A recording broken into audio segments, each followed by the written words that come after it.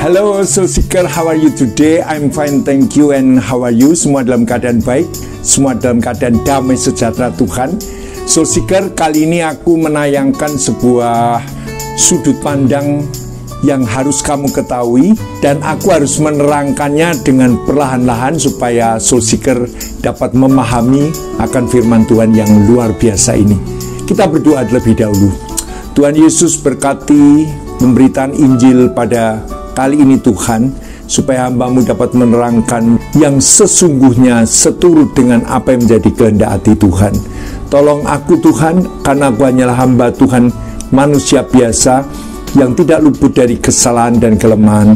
Oleh sebab itu kami memohon kiranya Roh Kudus memberkati kami dalam tayangan ini. Di dalam nama Tuhan Yesus kami berdoa. Amin.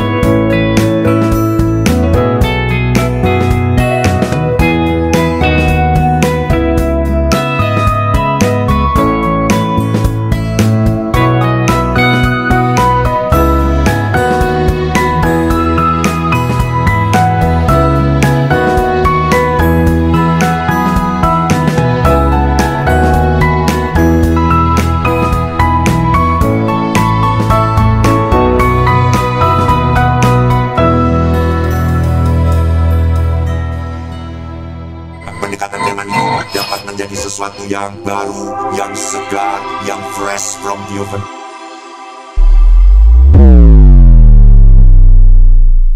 Soul Seeker, dalam kitab Filipi 3 ayat 13-14 mengatakan demikian, saudara-saudara, aku sendiri tidak menganggap bahwa aku telah menangkapnya, tetapi ini yang kulakukan, aku melupakan apa yang telah di belakangku dan mengarahkan diri kepada apa yang ada di hadapanku, dan berlari-lari kepada tujuan untuk memperoleh hadiah, yaitu panggilan surgawi dari Allah dalam Kristus Yesus.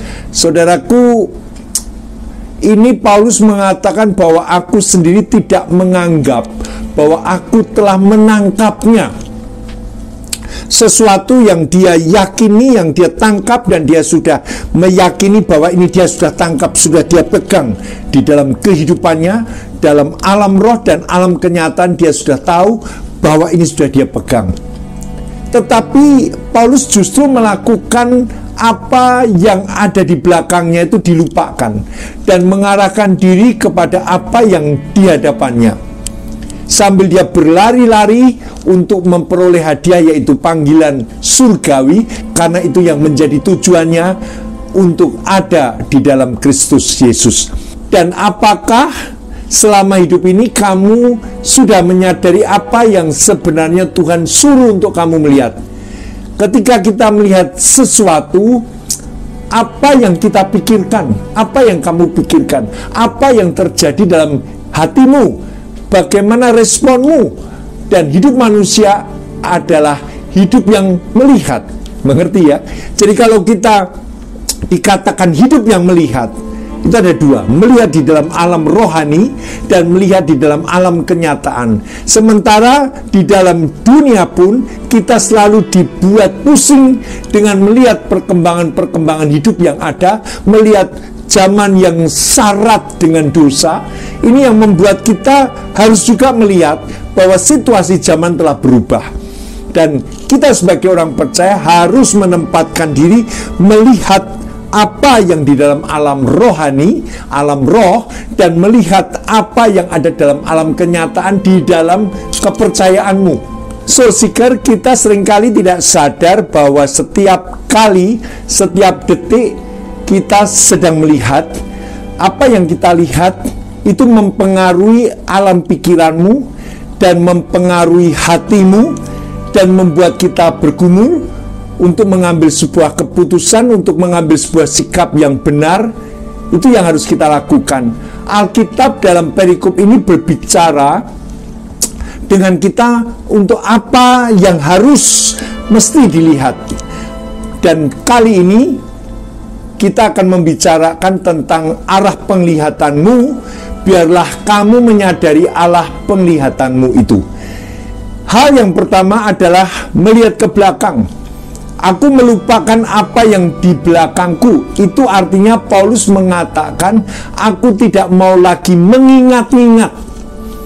Aku tidak mau lihat yang lalu-lalu. Itu adalah sesuatu yang tidak penting. Aku tidak mau peduli lagi dengan hal-hal itu. Dan hal-hal itu menjadi jerat bagiku untuk menentukan keputusanku pada masa depan. Ini Paulus punya prinsip, dan ini dibenarkan karena inilah pembentukan Tuhan di dalam bagaimana kita mengarah dalam penglihatan kita. Apa artinya hal ini? Allah memberikan karunia ingatan kepada setiap umatnya. Ingatan adalah sesuatu hal mengingat masa lalu yang tidak mungkin bisa dengan mudah kita lupakan. Betul? Segala sesuatu yang pernah kita alami tidak mudah kita lupakan begitu saja. Tetapi ingatan itu bisa dipakai untuk menjatuhkan kamu atau mengubah hidupmu, bisa jadi lebih baik atau lebih buruk. Jikalau kamu mengingat kesuksesanmu, mungkin kita akan membesarkan diri, menyombongkan diri dengan kesuksesan pada masa lalu. Itu akan membuat kita jatuh dalam dosa kesombongan. Sebaliknya, kesuksesanmu pada masa lalu membuat kamu mengingat akan cinta kasih Tuhan, akan berkat anugerah Tuhan, akan penyediaan Tuhan, karena Tuhan adalah providermu yang memberikan berkat kepadamu. Juga demikian dengan mengingat dosa dan kegagalan. Sering hal ini dipakai oleh setan untuk menjatuhkan, menjerat leher kita sehingga kita terikat dengan apa yang pernah kita lakukan di dalam dosa dan di dalam kegagalan. Jadi setan itu pintar ya. Setan itu akan memanipulasi kita dengan mengingatkan dosa-dosa pada masa lalu, dengan mengingatkan apa yang menjadi kegagalan kita. Tetapi kalau Roh Kudus mengingatkan akan kegagalan kita di masa lampau, Roh Kudus akan mengubahnya menjadi duka cita rohani dan mengajarkan kepada kita untuk mengejar, seperti Paulus katakan, mengejar kesucian, kekudusan ke depan. Karena kegagalan merupakan suatu hal di mana kekudusan itu tidak ada, sehingga kita bisa gagal.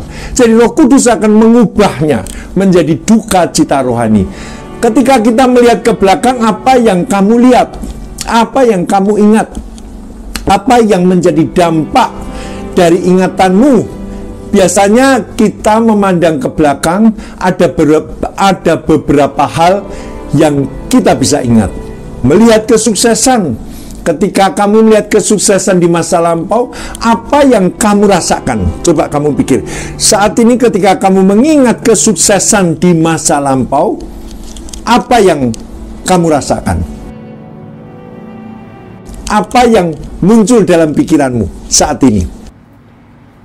Soul Seeker, kalau kita berbicara mengenai kesuksesanmu, maka itu adalah sesuatu yang menjebak kita dan membatasi kita, dan bahkan membuat kita tidak bisa maju ke depan.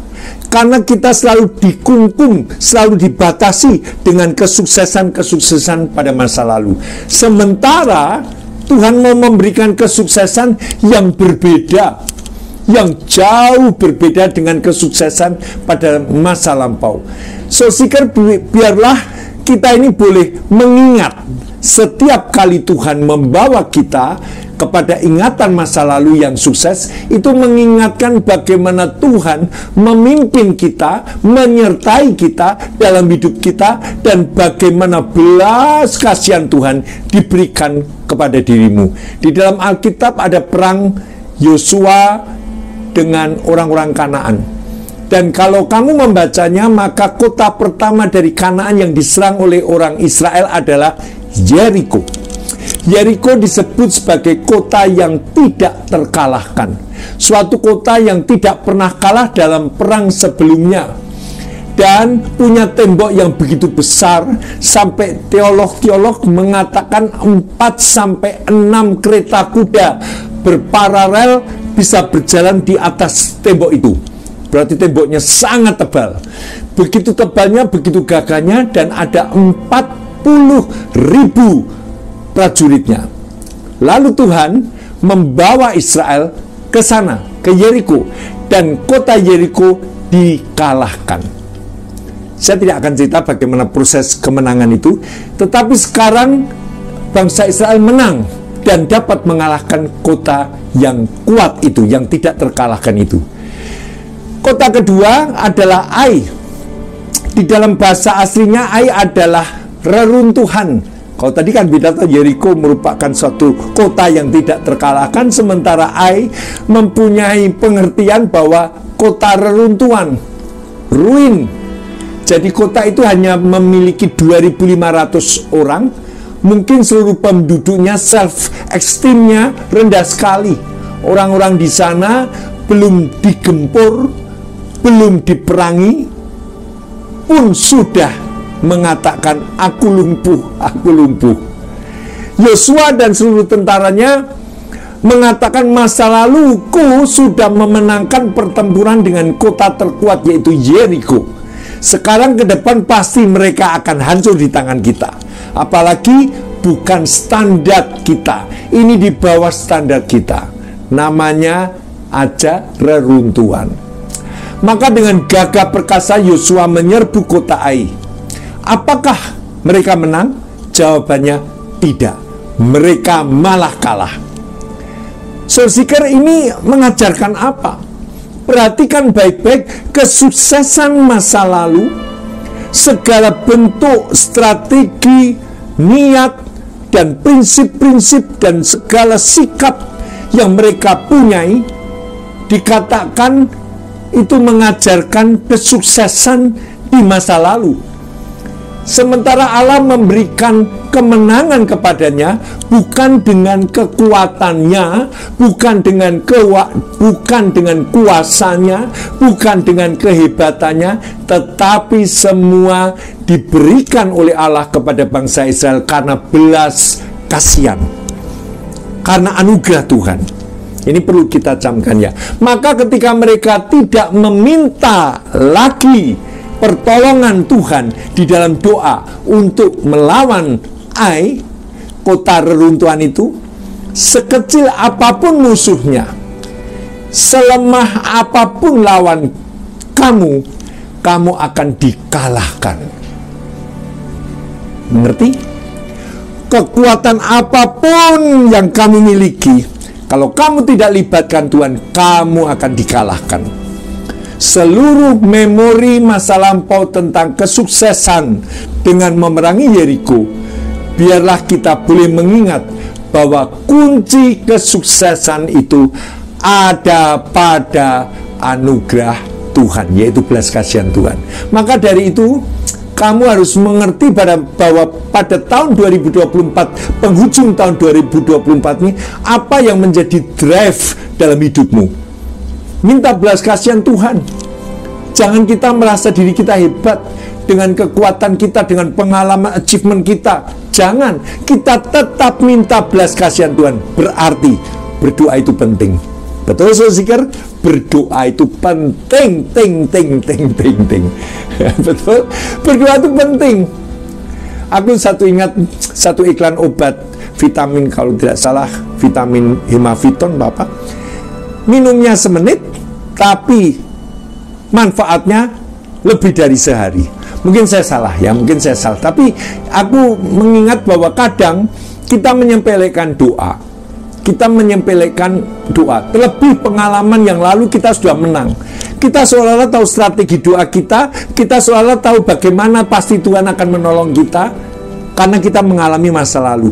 Sementara yang dia tidak lihat bahwa bangsa A itu bangsa yang kecil, bahkan namanya ruin, kota reruntuhan, tetapi bangsa Israel kalah. Kenapa? Tidak berdoa. Amin. Ini pengalaman mereka. Jangan menjadi pengalaman kita. Jangan kita merasa nyaman dengan Tuhan, lalu toh Tuhan kan Bapakku, toh Tuhan kan Allah yang menyertai aku, lalu kamu tidak pernah memohon doa, kamu tidak pernah melibatkan Tuhan di dalam kamu memohon supaya Tuhan menolong kamu. Kesuksesan yang ada di masa lampau, kalau kamu kaitkan terus di dalamnya dan tidak mengerti inti dari pengalaman hidup ini, kamu akan berhenti di dalam kesuksesan. Engkau berhenti, stop, tidak akan sukses lagi. Kenapa? Kamu tidak mengerti inti pengalaman pengajaran yang Tuhan berikan. Aku akan ceritakan dua hal. Banyak orang-orang yang sudah ada umur 40-an, 50-an atau 60 tahunan memberi kesaksian, dulu aku berjuang bagi Tuhan pada waktu aku mahasiswa. Aku menjadi salah seorang dari BEM dan aku selalu membuat persekutuan doa di kampus. Aku pernah, ini kalau aku ya, aku pernah masuk ke pedalaman Papua, lalu aku menginjil, aku berkhotbah, banyak orang bertobat. Dulu aku dipakai Tuhan untuk membangun gereja. Dulu aku dalam badan misi internasional. So what gitu. Semua bicara dulu. Kalau kamu kaitkan kesuksesan masa lalu, kemudian apa? Pertanyaannya apa yang terjadi pada masa kini? Masihkah kamu dekat dengan Tuhan? Masihkah kamu dipakai Tuhan atau tidak? Kalau dulu aku mencintai firman Tuhan, sekarang masihkah kamu mencintai firman Tuhan? Baca atau tidak? Kalau dulu aku suka berdoa syafaat bagi bangsa dan negara, sekarang masih doa syafaat atau tidak? Kalau dulu aku berjuang, sekarang berjuang atau tidak? Jangan terus kaitkan kesuksesan rohani pada masa lalu. Terus saudara akan mati di situ. Kemudian saudara tidak lagi maju ke depan. Aku selalu mendapat hambatan berbicara dengan orang-orang yang sudah berumur, terlebih kalau mereka memiliki pengalaman-pengalaman yang luar biasa dalam hidupnya di masa mudanya. Begitu aku cerita, dia akan langsung mengkat dan dia cerita dirinya. Dia akan cerita apa yang dia alami. Kemudian ketika aku bertanya, bagaimana Bapak masa mudanya? Waduh, dia langsung cerita apa yang dia lakukan. Lalu sekarang dia selalu katakan gini, tapi Bapak sekarang sudah pensiun. Sudah pensiun. Soul seeker, iman tidak ada pensiun. Pengharapan tidak ada pensiun. Melibatkan Tuhan tidak ada pensiun. Dan menjadi berkat, memberkati orang banyak tidak ada pensiun. Terus dan terus. Ada sebuah cerita tentang seorang pendeta. Dia katakan bahwa dia berjuang untuk membangun gedung gereja, dan sampai pada akhirnya gedung gereja ini berdiri. Setelah niat perjuangannya yang begitu besar itu selesai dalam membangun gereja, saat itu pendeta itu sudah tidak lagi bergairah untuk mencapai sesuatu yang baru, karena dia sudah sampai membangun gereja. Itulah manusia. Jadi pendeta itu berhenti setelah ia membangun gedung gereja. Dan dia tidak lagi memiliki visi pandangan ke depan lagi. Karena dia merasa sudah sukses. Padahal dia tidak tahu Tuhan memiliki rencana yang lebih besar daripada hanya membangun gedung gereja. Mengerti? Dia tidak tahu kalau sesungguhnya Allah mau memanggil banyak orang datang kepada Tuhan melalui gereja tersebut. Allah akan memanggil orang-orang yang berpengaruh di kota itu untuk menjadi berkat. Tetapi pendeta itu dia rasa sudah cukup, aku sudah lelah membangun gereja, sudah lelah, sudah biar nanti anakku saja yang melanjutkan. Sementara anaknya tidak ada yang mau jadi pendeta. So seeker, kamu mengingat kesuksesan dan kita kecantol dengan kesuksesan di masa lalu, kemudian kita mati dalam masa lampau yang sukses itu.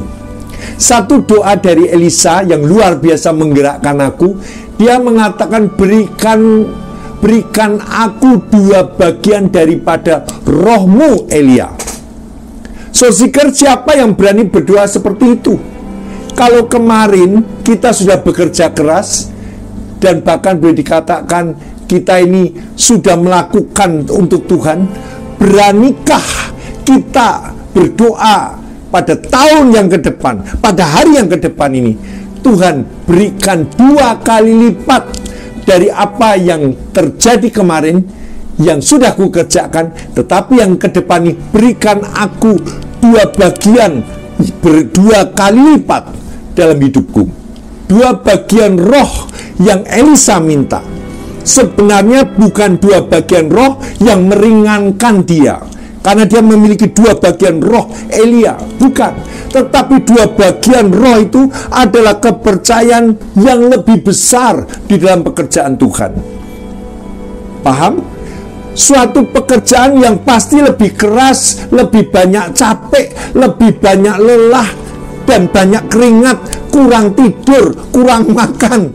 Saudara, kalau aku dulu melakukan 18 jam untuk bekerja dalam pelayanan, sekarang aku harus minta lebih daripada 18 jam. Sekarang aku harus melakukan lebih daripada 18 jam. Karena 2 bagian itu berarti pekerjaannya, kepercayaannya lebih besar.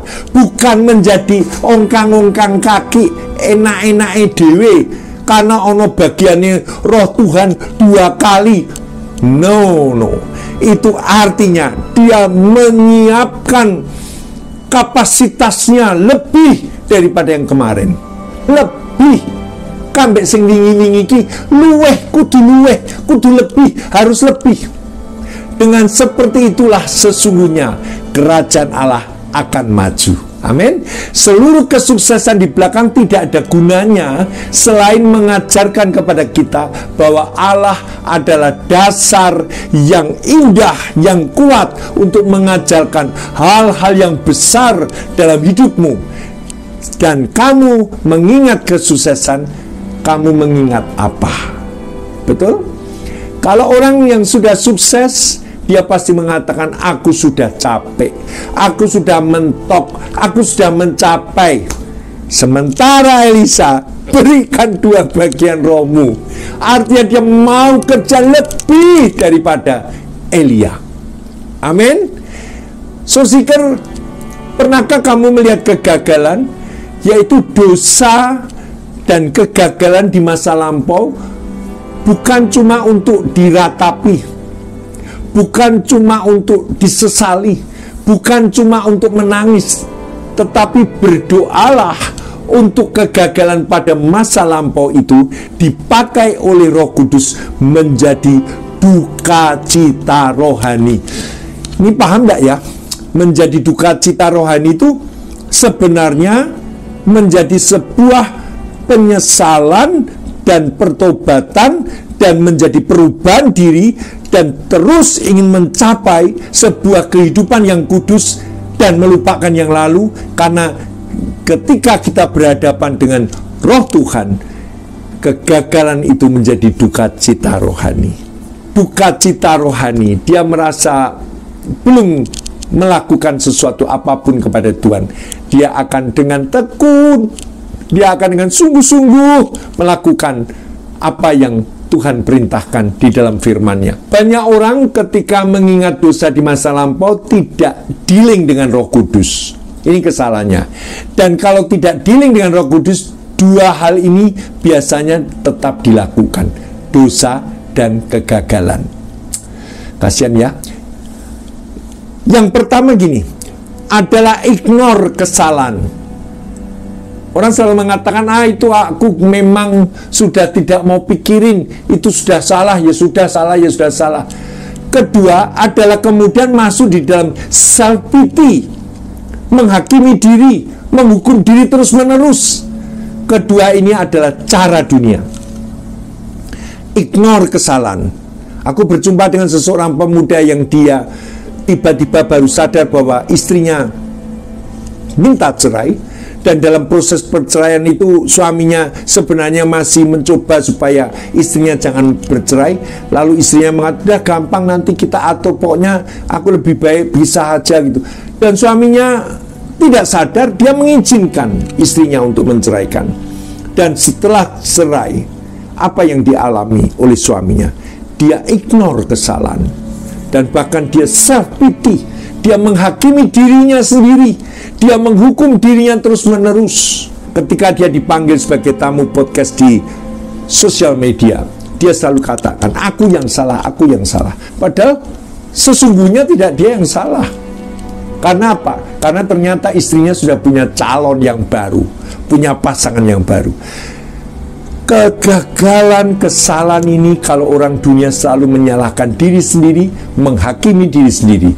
Kedua hal ini, soul seeker, ada kesalahan di masa lampau tidak akan membuat sesuatu yang baik di masa depan. Kalau kita tidak meresponi seturut dengan firman Tuhan, maka kegagalan pada masa lampau tidak ada gunanya dalam hidup kita. Kita akan masuk terus tenggelam dalam kegagalan itu. Soul seeker, mengingat masa lampau yang gagal, kita mengingat memiliki sebuah penyesalan. Maka biarlah kita boleh minta air mata kita untuk minta pengampunan dari Tuhan. Ketika kita tahu bahwa kita sadar kita lemah, kita tidak tegas, kita tidak punya prinsip, kita mudah dikalahkan oleh orang lain, kita perlu berdoa, minta pengampunan dari Tuhan. Tuhan, mengapa aku lemah? Mengapa aku tidak punya prinsip yang kuat di dalam rohaniku? Kemudian kamu menyerahkan seluruh kegagalan dan penyesalan di masa lampau itu di dalam tangan Tuhan yang penuh kasih, yang kudus adanya. Dan hal-hal yang tersembunyi dalam diri Tuhan, dan Dia akan membuat sesuatu yang baik dengan keajaiban untuk dirimu. Amin. Ini omongannya sulit ya. Artinya begini, Tuhan akan merubah, membalikkan keadaan yang kamu alami dulu, kegagalan, menjadi sebuah hal yang begitu indah, hal yang begitu positif dalam hidupmu, sehingga kamu tidak menjalani dengan ragu-ragu, menjalani hidup dengan ragu-ragu. Ketika kamu mengingat dosa, maka Roh Kudus akan membawa kita untuk mengenal cinta kasih Tuhan. Allah membenci dosa, tetapi Allah dekat dengan orang yang berbuat dosa. Supaya apa? Supaya orang itu bertobat, supaya orang itu tidak tenggelam dalam dosa dan kutukan dosa. Kepada kamu di tayangan ini, pada hari ini teringat akan masa lampaumu yang gagal, dan dengan dosa-dosamu yang begitu kejam, bertobatlah sekarang ini. Jikalau kamu sungguh-sungguh bertobat, jikalau kita sungguh-sungguh bertobat, maka ada penghiburan dari Tuhan akan melimpah di dalam hidupmu. Soul seeker, gini, bertobat itu bukan hanya suatu komitmen perjanjian aku tidak melakukan, tetapi pertobatan itu mengatakan, Tuhan, aku sungguh menyadari bahwa aku lemah tanpa Engkau. Ingatkan aku selalu masuk di dalam doa dan pembacaan firman. Ingatkan aku untuk selalu dekat hidup dengan Tuhan. Supaya apa? Supaya aku kuat. Jadi soul seeker, banyak orang berkomitmen seperti orang merokok. Aku tidak merokok lagi. Masuk warung, beli makan yang pedes, minum teh hangat sambil merokok, enak sekali setelah makan. Jadi sulit sekali. Tetapi kalau engkau bertobat, itu artinya engkau menyadari dirimu tidak mampu.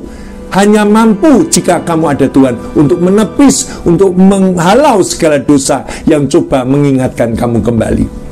Ada firman Tuhan dalam Mika 7 ayat 18-19 mengatakan, siapakah Allah seperti engkau yang mengampuni dosa dan yang memaafkan pelanggaran dari sisa-sisa miliknya sendiri, yang tidak bertahan dengan murkanya untuk seterusnya, melainkan berkenan kepada kasih setia, biarlah Ia kembali menyayangi kita, menghapus kesalahan-kesalahan kita, dan melemparkan segala dosa kita ke dalam tubir-tubir laut. Coba perhatikan, Tuhan melemparkan dosa-dosa kita ke tubir-tubir laut yang paling dalam. Itu adalah suatu kebesaran daripada Allah bagi anak-anaknya yang sungguh bertobat, di mana Tuhan tidak mengingat lagi. Tuhan tidak mengungkit-ungkit lagi kesalahan dosamu yang pernah kamu lakukan. Kalau Tuhan mengingatkan kita untuk kebaikan kita, untuk membuat kita bisa bersaksi akan cinta kasih Tuhan. Aku suka sekali dengan kalimat ini. Dia melemparkan segala dosa kita ke dalam tubir-tubir laut, bagian laut terdalam. Dan ada tulisan yang membuat aku tersenyum. Tulisan itu mengatakan Allah sudah membuang dosa-dosaku ke tubir-tubir laut. Dan kemudian Tuhan menuliskan di depan papan pengumuman di tepi pantai, ditancapkan, jangan memancing dosa kembali. Haleluya. Itu aku tulisan gambaran itu aku sangat senang, dan itu mengingatkan aku memang jangan memancing lagi. Soul seeker, seringkali kita dibodohi oleh setan. Tuhan sudah mengampuni, tetapi kita sendiri tidak bisa mengampuni diri kita. Kita selalu berpikir gini, aku sudah melakukan dosa ini bertahun-tahun, masa aku bertobat langsung Tuhan ampuni dengan begitu cepat? Soul seeker, proses penebusan itu sudah diberikan oleh Tuhan di kayu salib. Dengan suatu perjalanan hidup Yesus ketika jadi manusia yang dijadikan domba sembelihan untuk korban penghapus dosa, untuk korban pendamaian dengan Tuhan, itu sudah dilakukan. Jadi ketika orang bertobat, itu langsung Tuhan ampuni. Tetapi jangan memancing lagi dosa itu. Artinya ketika seseorang bertobat, dia mengakui dirinya lemah, sudah terus kita berdoa sepanjang hidup di dunia ini, selalu banyak cobaan, selalu banyak dosa yang mengintip di dalam hidup kita. Jikalau pada hari ini kamu teringat akan dosa dan sungguh-sungguh sudah bertobat di hadapan Tuhan, engkau digocoh oleh sesamamu, engkau dibully oleh sesamamu, engkau digoblok-goblokin oleh sesamamu, bahkan sebenarnya oleh setan, ingat akan cinta kasih Tuhan, bahwa Tuhan sudah membuang dosamu ke tubir-tubir laut yang dalam, dan kamu tidak akan memancing lagi. Soul seeker, bagian kedua yang sungguh menghibur hati adalah Mazmur 103 ayat 12. Allah mengatakan, sejauh timur dari barat, demikianlah dijauhkannya daripada kita pelanggaran kita. Soul seeker, kenapa tulisan ini berbicara sejauh timur dari barat? Kenapa tidak sejauh dari utara ke selatan? Bola bumi berotasi sudutnya utara dan selatan. Kalau kamu misalnya dari titik tengah menuju utara, kamu akan ketemu dengan kutub utara. Kemudian kamu melewati kutub utara, terus turun ke bawah, kamu akan bertemu dengan kutub selatan. Tetapi hal ini berbicara dari east and west. Itu bukan kutub. Itu bukan sesuatu yang dalam, yang dingin, yang beku. East and west. East and west bicara berkenaan dengan arah. Perhatikan kalau kamu dari tengah menuju ke timur, kemudian sampai jauh dari timur dan melewati menuju ke barat, kamu akan melihat kompas. Karena memang tidak ada kutub di barat maupun di timur. Kenapa Tuhan berbicara seperti ini? Dia mengatakan kalau engkau bertobat, aku membuang pelanggaranmu sejauh timur dan barat. Artinya Tuhan tidak akan menemukan kesalahanmu lagi. Tidak akan ada kesalahan yang ditemukan oleh Tuhan, karena Tuhan sudah mengampuni. Engkau menjadi kertas yang putih, yang seperti putih seperti salju. Soul seeker, jika kamu melihat kesalahan orang lain, kamu menemukan kesalahan orang lain itu, kamu ingat detik itu juga ampuni dia.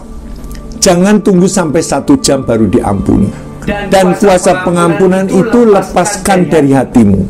Dan ingat langsung, Tuhan, aku ampuni orang itu, sebab aku pun diampuni oleh Tuhan. Decision of heart ini penting sekali. So, seeker, jangan kamu mengingat terus kemudian memperhitungkan dalam hatimu, kemudian kamu tidak bisa mengampuni orang itu. Kamu harus belajar untuk mengampuni orang itu, karena kamu sudah diampuni oleh Tuhan. Mesti kita hati-hati dan minta hikmat Tuhan di dalam hal ini. Tetapi satu hal yang pasti, ampuni orang itu, maafkan orang itu dalam segala kelemahannya. Bahkan bagaimanapun juga orang tersebut bersalah kepadamu, jauh lebih kecil daripada kita bersalah kepada Tuhan. Jangan kamu mengambil sampah masa lalu kemudian disimpan di dalam hatimu. Kalau kamu masukkan sampah di dalam hatimu, yaitu kesalahan-kesalahan orang lain itu sebenarnya sudah bebas, sementara kamu sendiri masuk di dalam penjara karena kamu bergumul dengan sampah itu. Melihat ke belakang biasanya bicara dengan membandingkan sesuatu dengan apa yang sudah. Sementara kalimat ini ada penafsir Alkitab mengatakan adalah kata yang sama dipakai oleh penulis Alkitab menggambarkan istri Lot, yaitu menoleh ke belakang, yang saya pernah ada di dalam tayangan saya sebelum ini. Apa bedanya Paulus dengan istri Lot? Paulus memiliki masa lalu yang luar biasa hebatnya, dan seorang Yahudi yang taat dengan agamanya. Dia adalah seorang yang sangat terpelajar di dalam teologi Yahudi dan memiliki posisi yang paling penting di dalam masyarakat Yahudi. Dia sangat dihormati oleh orang Yahudi dan dia berjuang bagi teologi Yahudi. Ketika dia bertemu dengan Kristus di dalam Filipi 3, ia mengatakan, "Aku membuang semuanya itu dan menganggapnya sebagai sampah." Di dalam bahasa asli sampah itu adalah kotoran. Dan saudara tahu, Paulus membuangnya dan menganggapnya sebagai kotoran. Kemudian dia melihat dan menemukan Kristus. Dia mendapatkan dari Kristus, dia mendapatkan sebuah kekayaan, kebenaran. Apa yang dia dapat? Apakah nama besar? Apakah kehormatan? No. Apakah dia makin dicintai orang? No. Tetapi ketika dia di tempat Yahudi, dia mendapatkan dari semua dunia yang dia cari. Tetapi ketika dia menerima Yesus, dia berjuang demi Kristus, dia kehilangan apapun saja di dunia ini. Dan Paulus mengatakan, aku melupakan apa yang di belakangku dan mengarahkan diri dengan apa yang di depanku. So, seeker, seringkali kita memikirkan bahwa mendapatkan dunia lebih indah, lebih enak, lebih kaya daripada mengikut Tuhan. Oleh sebab itu, so, seeker, jangan setengah-setengah. Ikut Tuhan full heart, suatu keputusan yang mutlak ikut Tuhan. Dan kalau engkau masih membandingkan ikut Tuhan dan dunia, engkau hanya hidup dalam kebingungan. Ketika Paulus atau Saulus, kalau Paulus itu bahasa Yunaninya, ketika Saulus dengan kekuatan surat-surat dari para ahli-ahli agama dari Damsyik, dia dalam perjalanannya ke Damsyik untuk menangkap orang-orang Kristen dan membunuhnya, tiba-tiba Tuhan berbicara dari surga. Dia mengatakan, Saulus, Saulus, mengapa kamu menganiaya aku? Saulus katakan, Tuhan, siapakah engkau? Lalu Tuhan berbicara, akulah Yesus yang kamu aniaya. Saat itu Paulus atau Saulus langsung buta. Dan dia akhirnya juga disembuhkan oleh seorang anak Tuhan. Tetapi di dalam kebutaannya itu, di dalam dia tidak lagi melihat dunia, di dalam dia tidak melihat dirinya yang hebat, yang penuh dengan kuasa, yang diberikan kuasa. Dalam kebutaannya, Saulus belajar daripada Roh Kudus. Jadi Roh Kudus tidak hanya bicara pada saat Saulus terhenti di dalam perjalanannya, tetapi setelah dia buta, Roh Kudus tetap berbicara, mengajarkan. Bukankah Roh Kudus itu yang mengajarkan? Bukankah Roh Kudus itu yang menyadarkan akan dosa? Bukan dia melihat penglihatan dan suara, tiba-tiba penglihatan terang dan suara, Saulus, Saulus, mengapa engkau menganiaya aku? Langsung dia bertobat. Bukan. Tetapi di dalam kebutaannya, di situ Roh Kudus mengajar dia. Roh Kudus terus berbicara. Roh Kudus terus membentuk dia menjadi murid. Amin. Di situ dia menemukan Yesus. Di dalam kebutaannya dia menemukan Yesus. So, seeker, sudut pandang mana yang kamu akan lihat? Dan sekarang, soul seeker, aku mau membicarakan tentang bagaimana kita memandang ke dalam. Tetapi ini yang kulakukan. I focus on this one thing. So, seeker, ketika berbicara memandang ke dalam, ini adalah berbicara self-introspection. Memandang ke dalam diri kita. Kita mengevaluasi dalam diri kita. Amin. So, seeker di dalam Kristus, apakah kamu mengevaluasi kerohanianmu? Calvin menyatakan self-examination adalah tanda dari seorang Kristen yang sejati. Jadi melihat diri dari kacamata Tuhan. Melihat apa yang terjadi pada dirimu, apa yang kamu punya. Tetapi orang-orang hipokrit, orang-orang munafik yang tidak asli di dalam Kristus adalah orang-orang yang paling takut untuk menguji diri.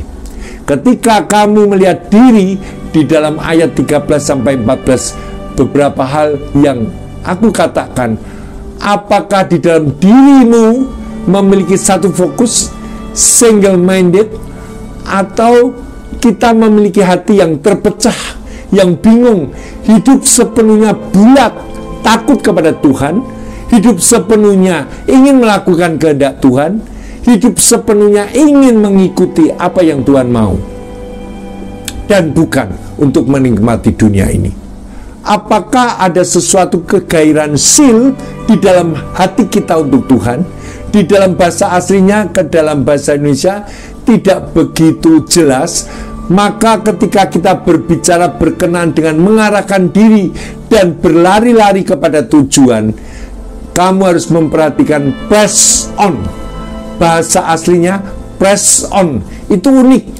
Bicara berkenaan dengan orang yang dengan kemarahan, kegairahan ingin membunuh, kegairahan ingin menganiaya, tetapi sekarang di dalam pandangan memiliki kegairahan seperti untuk melakukan apa yang baik bagi Tuhan. Sebelum dia bertobat, kegairahannya untuk menganiaya, tetapi setelah dia bertobat, kegairahannya untuk melakukan pekerjaan Tuhan. Kalau kamu bertanya kepada Musa, Musa akan mengatakan, "Show me thy glory of Lord." Kalau kamu bertanya kepada Daud, Daud akan mengatakan satu hal, "Yang kuingini diam di rumah Tuhan seumur hidupku, menyaksikan kebesarannya." Dan ketika kamu bertanya kepada Paulus, maka Paulus mengatakan, "Yang kuingini adalah mengenal Dia dan kuasa kebangkitannya dan persekutuannya dengan penderitaannya." Pandanglah ke dalam hatimu. Hal ini memandang ke depan, tetapi yang aku lakukan mengarahkan diriku ke depan, berlari-lari dengan tujuan memperoleh hadiah, yaitu panggilan surgawi. Memandang ke depan untuk memenuhi seluruh panggilan surgawi, untuk mencapai garis pertandingan atau memperoleh hadiah surgawi. Di tempat lain juga Paulus menggunakan analogi mengenai peperangan, mengenai tentara yang sedang berperang. Kalau melihat tentara yang sedang berperang, apakah dia memikirkan masalah-masalah penghidupannya? Jawabannya tidak. Mereka hanya berpikir tentang satu hal, bagaimana berkenan terhadap komandannya, bagaimana aku berkenan kepada Allah. Paulus mengatakan, "Aku tidak apa-apa sekarang, sebentar lagi aku akan dibunuh, tetapi aku sudah menyelesaikan garis akhir pertandingan itu." So, seeker, Allah memiliki panggilan dalam hidupmu, dan kamu harus menyelesaikan sebelum kamu tutup usia. Apa yang menjadi pertanyaanmu? Apa yang menjadi kebingunganmu? Kalau aku lihat bagaimana aku mengarahkan diri ke depan, aku ingat seperti Musa. Aku ingat seperti Musa. Show me thy glory, O Lord. Dan kalau aku ingat apa yang dikatakan oleh Daud, yang ku ingini diam di rumah Tuhan seumur hidupku, menyaksikan kebesarannya. Kalau Paulus mengatakan yang diingininya adalah mengenal Tuhan dan kuasa kebangkitannya dan persekutuan dengan penderitaannya. Itu yang dia inginkan. Soul Seeker, ini sangat jauh dengan apa yang terjadi pada dirimu. Mungkin kamu tidak dibekali pada waktu yang lalu, tapi hari ini aku ingin membekalimu. Seperti Paulus, seperti Musa, seperti Daud. Yang ku ingini mengenal dia dan kuasa kebangkitannya dan persekutuan dengan penderitaannya. Amin. Kalau Daud mengatakan yang ku ingini diam di rumah Tuhan seumur hidupku, menyaksikan kebesaran Tuhan. Soul Seeker, telan saja ayat ini, telan saja kebenaran ini. Seperti ikan sarden yang masih ada tulangnya, telan saja, makan saja. Karena nanti engkau akan tahu bagaimana sesungguhnya hidup yang kamu ingini adalah hidup dekat dengan Tuhan, adalah hidup yang menyenangkan hati Tuhan, adalah hidup yang mengenal akan Tuhan. Itu sudut pandang hidupmu yang paling dalam.